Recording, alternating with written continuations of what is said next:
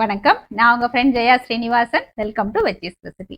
நம்ம veggies recipe கிச்சன்ல மாலையை பச்ச டின்னர் ரெசிபிஸ் பார்த்துட்டு இருக்கோம். அந்த வரிசையில இன்னைக்கு ரொம்ப ஈஸியா பண்ணக்கூடிய பச்சரிசி வச்சு ஒரு பிடி கொழக்கட்டை, தக்காளி கொஸ்து பண்ண போறோம். இந்த பச்சரிசி பிடி கொழக்கட்டைய கிளற வேண்டிய அவசியமே இல்லை. குக்கர்ல வச்சு ஒரு 3 விசில் விட்டாலே நமக்கு ரெடி ஆயிடும். இந்த பிடி கொழக்கட்டைக்கு தொட்டுக்கிறதுக்கு அட்டகாசமான ஒரு தக்காளி கொஸ்து பண்ண போறோம். ரெண்டும் வந்து நல்ல ஒரு பர்ஃபெக்ட் காம்பினேஷனா இருக்கும். இதுவும் வந்து ரொம்ப ஈஸி, அதே நேரம் ரொம்ப டேஸ்டி. ஃபர்ஸ்ட் டைம் சேனலை பாக்குறீங்கன்னா ப்ளீஸ் சப்ஸ்கிரைப் பண்ணுங்க. பெல் ஐக்கானை கிளிக் பண்ணி ஆல் ஆப்ஷன் கொடுத்துட்டீங்கன்னா நான் போடக்கூடிய எல்லா வீடியோஸும் குவிக்கா வந்து உங்களுக்கு ரீச் ஆகும். வாங்க ஈஸியா இந்த பச்சரிசி பிடிக்கொழக்கட்டையும் தக்காளி கொஸ்தும் எப்படி பண்றதுன்னு பார்க்கலாம். பிடிக்கொழக்கட்டைக்கு நம்ம சாப்பாட்டு பச்சரிசி எடுத்துக்கணும். மாவு பச்சரிசி அந்த அளவுக்கு நல்லா இருக்காது. இதை வந்து நல்லா வாஷ் பண்ணணும். எந்த அளவுக்கு வாஷ் பண்ணணும்னா இந்த தண்ணி வந்து நல்லா கிளியரா வரும். வெள்ளையா இருக்கும் இல்லையா ஆரம்பத்துல, அது போய் நல்லா கிளியரா வரும். அந்த அளவுக்கு வாஷ் பண்ணிக்கணும். ஆனா ஊற வைக்க கூடாது. உடனே தண்ணியை நல்லா வடிய விட்டுடணும். ஒரு துணியில காய வச்சுக்கணும். பாருங்க, நல்லா வாஷ் பண்ணிட்டு நான் துணியில நல்லா காய வச்சிருக்கேன். அரிசி பாத்தீங்களா நல்லா காஞ்சிருக்கு.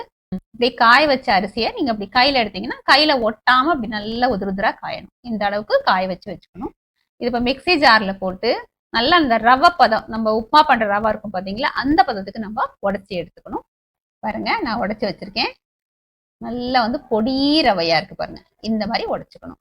இப்ப நம்ம கொஸ்துக்காக தக்காளியை பாயில் பண்ணி எடுத்துக்கலாம். ஸ்டவ்ல ஒரு பேன் வச்சிருக்கேன். இதுல நம்ம கொஞ்சம் தண்ணி சேர்த்துக்கலாம். இந்த மாதிரி மீடியம் சைஸ்ல 4 தக்காளி எடுத்துட்டு இருக்கேன். அதை வந்து ஒரு பிளஸ் மாதிரி சின்னதா அப்படி ஸ்லிட் கொடுத்துடலாம். சரிங்களா? இந்த மாதிரி இது வந்து தண்ணியில போட்டுருவோம். இந்த மாதிரி ஸ்லிட் பண்ணி போட்டோன்னு வச்சுக்கோங்களேன், வெந்ததுக்கு அப்புறம் நமக்கு இந்த தோல் வந்து பீல் பண்றது ஈஸியா இருக்கும். தக்காளி பாருங்க நல்லா பாயில் ஆயாச்சு. தோல் பாருங்க தானாவே இப்படி பிரிஞ்சு வருது பாத்தீங்களா. ஸ்டவ் ஆஃப் பண்ணிடலாம். இது கொஞ்சம் நல்லா சூடு ஆறுனதுக்கு அப்புறம் இந்த தோலை ஃபுல்லா நம்ம எடுத்துட்டு நல்லா மேஷ் பண்ணி எடுத்துக்கலாம். பிடி கொழக்கட்டைக்கு நம்ம தாளிச்சிடலாம். ஸ்டவ்ல ஒரு கடாய் வச்சிருக்கேன். 1 டேபிள் ஸ்பூன் தேங்காய் எண்ணெய் சேர்த்துக்கலாம். எண்ணெய் சூடானதும் 1 டீஸ்பூன் கடுகு, கடுகு வெடிச்சதும் 1 டீஸ்பூன் உளுத்தம்பருப்பு, 1 டீஸ்பூன் கடலைப்பருப்பு. பருப்பு கொஞ்சம் நல்லா செவக்கிற வரைக்கும் நல்லா ஃப்ரை பண்ணிக்கலாம். பருப்பு நல்லா செவந்தாச்சு. 1/2 டீஸ்பூன் ஜீரகம் சேர்த்துக்கலாம். 2 பச்சை மிளகாயை பொடியா கட் பண்ணியிருக்கேன், இதுவும் சேர்த்துருவோம். 1 இன்ச் இஞ்சி நல்லா தோல் சீவி நல்லா கிரேட் பண்ணி வச்சிருக்கேன், இதுவும் சேர்த்துடலாம். கொஞ்சம் கருவேப்பிலை, இதையும் பாருங்க நல்லா பொடியா கட் பண்ணியிருக்கேன். 1/4 டீஸ்பூன் பெருங்காயத்தூள். எல்லாத்தையும் கொஞ்சம் நல்லா வதக்கி விட்டுருவோம். எல்லாமே நல்லா வதங்கியாச்சு.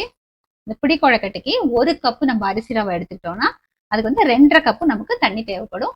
நான் இந்த கப்ல ரவா அளந்து எடுத்துட்டு இருக்கேன். நம்ம இதுலயே தண்ணி சேர்த்துக்கலாம்.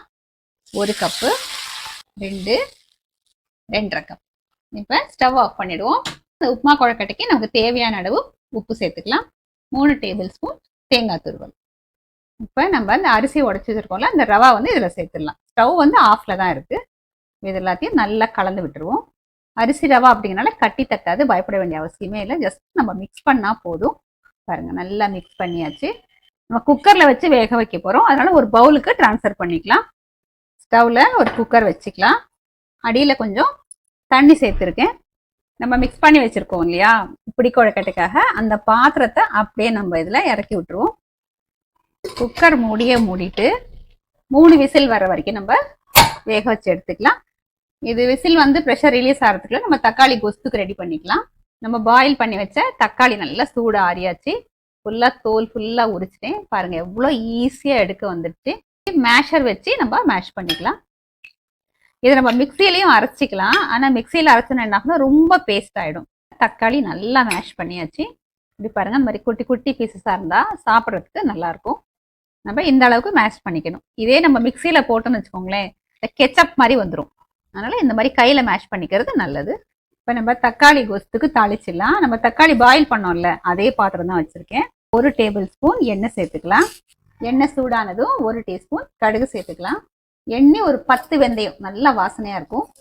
கடுகு வெடிச்சதும் 1/2 டீஸ்பூன் உளுத்தம்பருப்பு, 1/2 டீஸ்பூன் கடலைப்பருப்பு, 1/2 டீஸ்பூன் ஜீரகம் சேர்த்துக்கலாம். 1 பச்சை மிளகாய் 2ஆ உடைச்சு போட்டிருக்கேன், இது சேர்த்துருவோம். 1/2 இன்ச் இஞ்சி தோல் சீவி துருவி வச்சிருக்கேன், இதையும் போட்டுடலாம். நல்லா ஒரு தடவை வதக்கி விட்டுருவோம். இஞ்சி பச்சை மிளகாய் நல்லா வதங்கணும். பருப்பெல்லாம் கூட பாருங்க நல்லா செவந்து வந்துடுச்சு. கொஞ்சம் கருவேப்பிலை, 1/4 டீஸ்பூன் பெருங்காயத்தூள், நான் 1 டீஸ்பூன் சாம்பார் பவுடர் சேர்க்குறேன். நீங்கள் உங்கள் காரத்துக்கு தகுந்த மாதிரி சேர்த்துக்கலாம். ஏன்னா ஒரு பச்சை மிளகாய் வேறு நம்ம போட்டிருக்கோம். ஸ்டவ் ஃப்ளேமை சிம்மில் வச்சுட்டு இதை ஒரு தடவை நல்லா வதக்கி விட்டுக்கணும். தக்காளி வந்து நல்லா மேஷ் பண்ணி வச்சுருக்கோம் பாருங்கள். இதை சேர்த்துடலாம். 1/4 டீஸ்பூன் மஞ்சத்தூள், தேவையான அளவு உப்பு, எல்லாத்தையும் நல்லா கலந்து விட்டுடணும். நமக்கு கன்சிஸ்டன்சி எப்படி தேவையோ அது தகுந்த மாதிரி நம்ம தண்ணி சேர்த்துக்கணும். நம்ம தக்காளி பாயில் பண்ணோம் இல்லையா, அந்த தண்ணி இருக்குது, அதுவே நான் அதில் ஆட் பண்ணுறேன். 1 டீஸ்பூன் வெல்லம் சேர்த்துக்கலாம். இப்போ நல்லா கொதிக்கட்டும், அதுக்கப்புறம் நம்ம பார்ப்போம். நல்லா கொதிச்சு பச்சை வாசனை போயாச்சு. கன்சிஸ்டன்சியும் கரெக்டாக இருக்குது. பொடியாக கட் பண்ண கொத்தமல்லி சேர்த்துக்கலாம். நல்லா மிக்ஸ் பண்ணிவிட்டு ஸ்டவ் ஆஃப் பண்ணிவிடுவோம். ஒரு மூடியை போட்டு மூடிடலாம். ஒரு 2 நிமிஷம் கழித்து நம்ம சர்விங் பவுலுக்கு மாற்றிக்கலாம். குக்கர் ப்ரெஷர் ரிலீஸ் ஆகிடுச்சு. திறந்து பார்த்துடலாம். குக்கர்லேருந்தே வெளியில் எடுத்துப்போம். பாருங்கள், பர்ஃபெக்டாக வெந்திருக்கு. இப்போ இது நல்லா சூடாக இருக்குது. கொஞ்சம் சூடு ஆறணும். இல்லை கொஞ்சம் அகலமான பாத்திரத்துக்கு நம்ம மாற்றிக்கலாம். நல்லா கொதிக்குது. கொஞ்சம் சூடு ஆறுனா தான் நம்ம பிடி கொழுக்கட்டை மாதிரி பிடிக்கிறதுக்கு வந்து வசதியாக இருக்கும். பாருங்கள், பர்ஃபெக்டாக வெந்திருக்கு.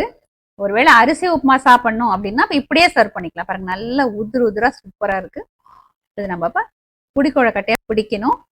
கை பொறுக்கிற சூடு வந்தாச்சு. நம்ம பிடி கொழுக்கட்டையாக பிடிச்சிக்கலாம். நமக்கு எந்த மாதிரி சைஸ் வேணுமோ அப்படி பிடிக்கலாம். இந்த மாதிரி பண்ணிக்கலாம், இல்லை உருண்டையாகவும் நம்ம பண்ணிக்கலாம்.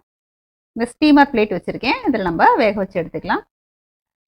இந்த மாதிரி பிடிச்சி ஒரே சைஸாக வச்சிட்டோன்னா ஒரே மாதிரி ஈவனாக வெந்துடும். இதே மாதிரி எல்லாத்தையும் நம்ம பிடி கொழுக்கட்டையாக பிடிச்சிக்கலாம். எல்லா பிடி கொழுக்கட்டையும் நல்லா பிடிச்சி வச்சாச்சு. இதை ஸ்டீம் பண்ணி எடுத்துக்கலாம். இட்லி பானையில் தண்ணி வச்சுருக்கேன். பாருங்கள், நல்லா கொதிக்க ஆரம்பிச்சாச்சு. இந்த பிடி கொழுக்கட்டை எல்லாத்தையும் நம்ம இப்போ ஸ்டீம் பண்ணி எடுத்துக்கணும். ரொம்ப நேரம் ஸ்டீம் பண்ணணும் இல்லை, ஆல்ரெடி நல்லா வெந்தது தான். கரெக்டாக ஒரு 5 நிமிஷம் ஸ்டீம் பண்ணிவிட்டு நம்ம ஆஃப் பண்ணிடலாம். 5 நிமிஷம் ஆயாச்சு. நம்ம திறந்து பார்த்துடலாம். ஆல்ரெடி வெந்தது தான். இது நம்ம செகண்ட் டைம் வந்து ஸ்டீம் பண்ணுறோம். கொஞ்சம் சூடு ஆற விட்டு நம்ம சர்விங் பிளேட்டுக்கு எடுத்துக்கலாம். சாஃப்டான பச்சரிசி பிடி கொழுக்கட்டையும் தக்காளி கொத்தும் சர்விங்க்கு ரெடி. பிடி கொழுக்கட்டை பாருங்கள் எவ்வளோ நல்லா சாஃப்டாக இருக்குது. உள்ளேயும் அவ்வளோ நல்லா சாஃப்டாக இருக்குது. பாருங்கள், ஃபஸ்ட் கிளாஸாக இருக்குது. வாங்க தக்காளி கொத்தோட டேஸ்ட் பண்ணி பார்த்துடலாம். கலர் காம்பினேஷனே ஃபஸ்ட் கிளாஸாக இருக்குல்ல, பார்க்கவே சாப்பிடும் போல் ஆசையாக இருக்குது. பிடி கொழுக்கட்டையும் தக்காளி கொஸ்தும் பார்த்தீங்கன்னா அப்படியே தேவாமிரதமாக இருக்குது. அவ்வளோ டேஸ்ட்டாக இருக்குது. பிடி கொழுக்கட்டை நல்லா சாஃப்டாக இந்த தேங்காய் வாசனையோட மைல்டாக சூப்பராக இருக்குது. அதுக்கு வந்து அப்படியே ஆப்போசிட்டாக தக்காளி கொத்து லேசாக கொஞ்சம் புளிப்பு, கொஞ்சம் காரம், கொஞ்சம் இனிப்போட அருமையாக இருக்குது. ரொம்ப சிம்பிளாக பண்ணக்கூடிய கொத்து தான் இது. வந்து பிடி கொழுக்கட்டைக்கு மட்டும் இல்லை, இட்லி, தோசை, பொங்கல், சப்பாத்தி எல்லாத்துக்குமே வந்து பர்ஃபெக்டாக மேட்ச் ஆகும். குக்கர்லேயும் ஒரு தடவை நம்ம வேக வைக்கிறோம், திரும்ப ஒரு தடவை ஸ்டீம் பண்ணுறதுனால ரொம்ப ஹெல்தியானதும் கூட. இதே மெத்தடில் இதே மாதிரி பச்சரிசி பிடி கொழுக்கட்டையும் தக்காளி கொத்தும் நீங்கள் ட்ரை பண்ணி பாருங்கள். கண்டிப்பாக சூப்பராக வரும். இந்த மாலை பட்சத்துலேயே ஒரு நாள் நீங்கள் பண்ணி பாருங்கள். எப்படி வந்து எனக்கு கமெண்ட்டில் சொல்லுங்கள். லைக் பண்ணுங்கள், உங்கள் ஃப்ரெண்ட்ஸ் அண்ட் ஃபேமிலியோட ஷேர் பண்ணுங்கள். இன்னொரு மாலையை பட்ச டின்னர் ரெசிபியோட நாளைக்கு நம்ம மீட் பண்ணலாம். தேங்க்ஸ் ஃபார் வாட்சிங்.